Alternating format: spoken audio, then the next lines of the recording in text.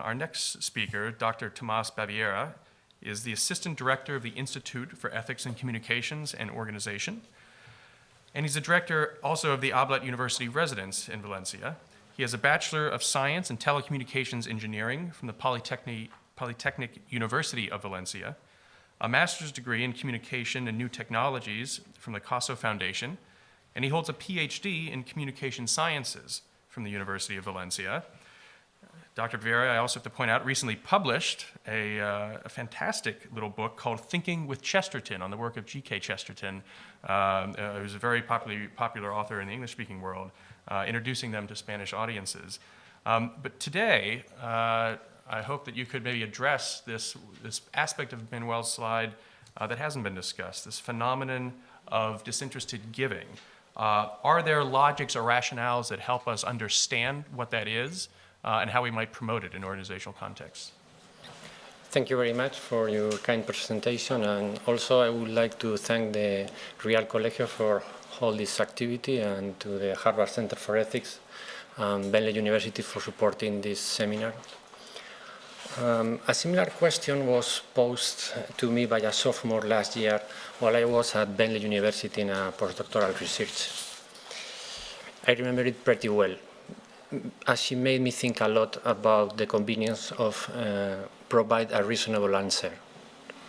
We were waiting for the bus, so it was not difficult to start a conversation. As you guess, my condition of a stranger focused the dialogue. At what point she asked me, "What are you researching?" This question was unavoidable. And the answer, easy. I told her I was studying the logic of giving. So that's interesting. What is the logic of giving? Briefly, I explained to her that it was to give to someone without expecting a return. She looked at me very curiously. She kept silent, smiled, and she asked me, "Do you really believe that it was possible?" So it seemed to me that this student was relegating the behavior of giving to the realm of fantasy, as it was not reasonable. But far from disappointing me, this conversation stimulated much more my curiosity to delineate this logic. The problem is not solely misunderstanding gift-giving. It is true that this could be interpreted as imposing an implicit debt to be demanded in a future. However, our experience confirms a genuine gift is never a transaction. In my opinion, the real problem is that if we miss a proper interpretation of such giving, we will miss other human realities which follow the same logic. This is the case, for instance, of trust building.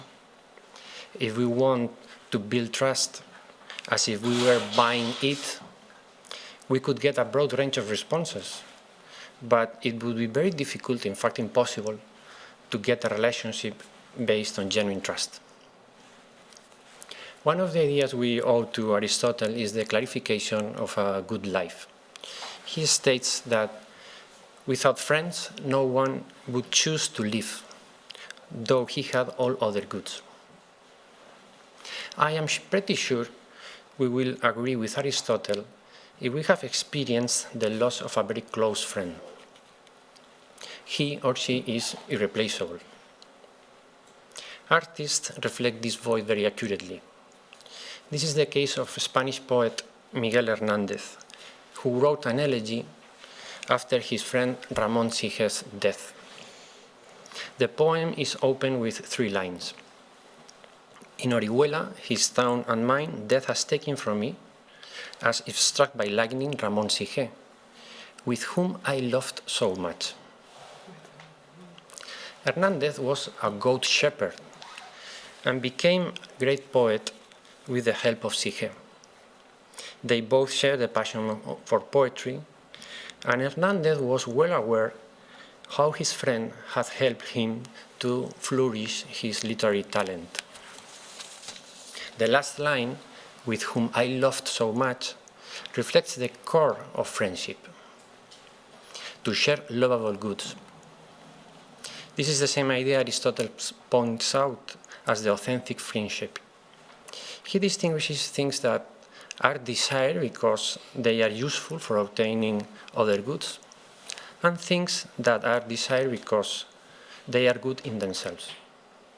The first kind of goods builds friendship insofar as we need those friends.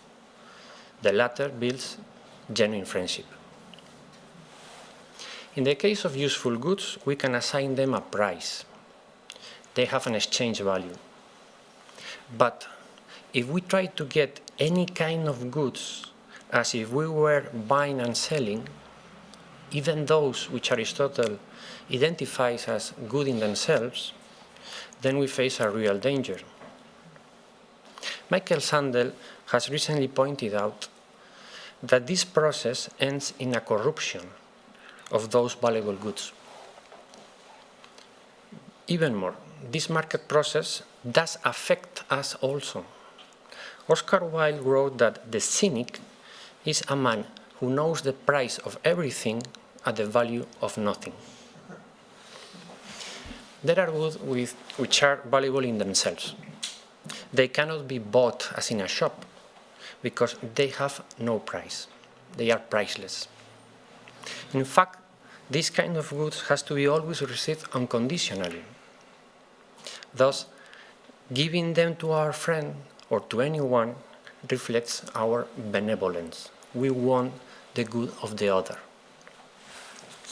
Grasping the reality of benevolence helps us to transcend the instrumental reason.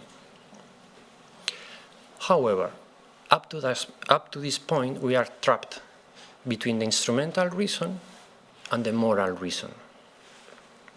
Is disinterested giving an appearance for a posterior transaction? Or does it respond to a duty which compels us to give?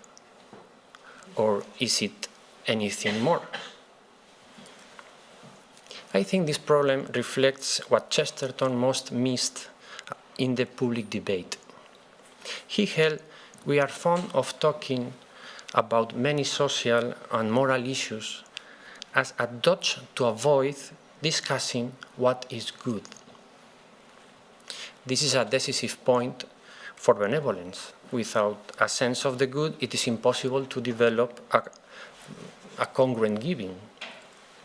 We will confuse it with self-interest or with righteousness. The discussion about the good is a very broad topic in which I will just provide and track a fruitful clue. It is provided by one of Dostoevsky's characters, who holds that beauty will save the world. Experience of beauty can happen walking in a garden, contemplating a nightfall, or listening Mozart. When it happens, we are shaken by a joyful resonance. This particular joy does not come from satisfied interests or biological needs. Beauty is always received. It can be neither predicted nor claimed. It is a gift, a joyful gift. This joy opens a path to understand better what is good.